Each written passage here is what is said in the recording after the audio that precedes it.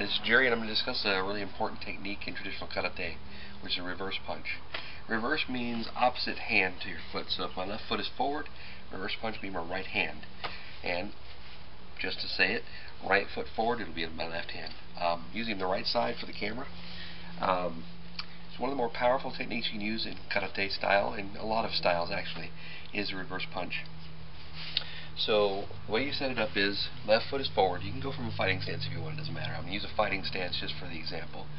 But I want to focus on what you're doing with your hands. So from here, if I'm doing a proper reverse punch, I want to make sure I turn back.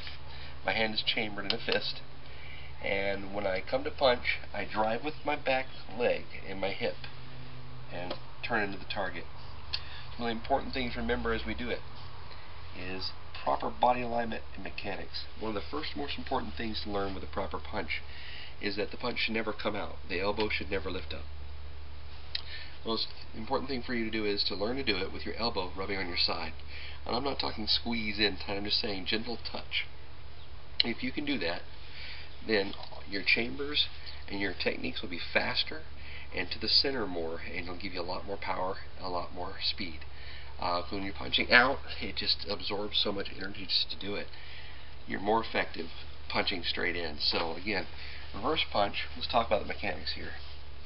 From here, again, your hand is chambered, you have a good fist, and as you're punching, again, let the inside of the forearm and the elbow glide on the inside of the ribs. As you come out, there's a turn at the top of the punch. It should be made about the moment you make impact. You turn and roll the first two knuckles in. Now, as I do that, I drop my elbow down. You don't want to have your elbow pointing up. A lot of people punch and they punch up. The reason for that is somebody with any expertise at all can shatter that elbow. Plus, you tend to want to hyperextend it. You want to tuck the elbow down. It creates a slight bend. It seems a little awkward, but this is the best way to do it.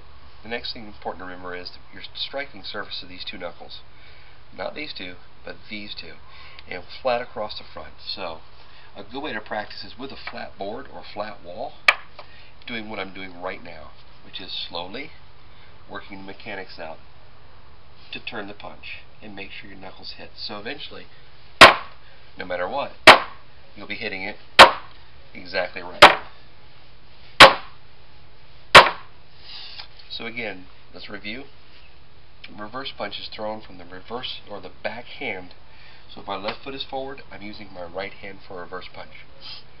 From here, I bring the hand back in chambered position.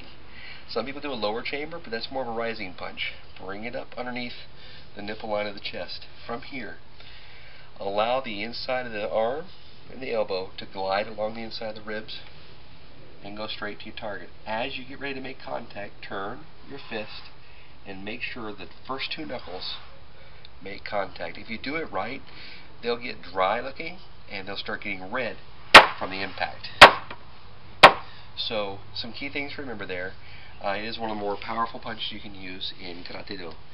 This is a simple video for simple explanation of body mechanics.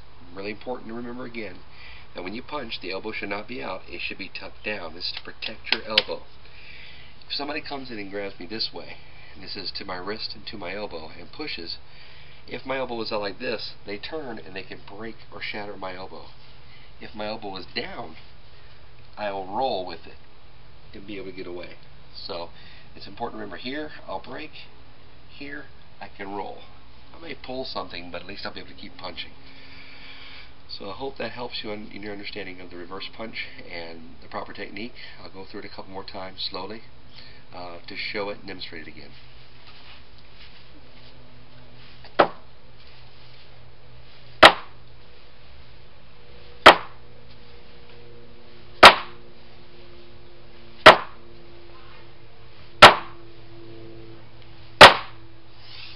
One of the more important things also to remember is you're driving from your feet into your hips, from your hip into your hand.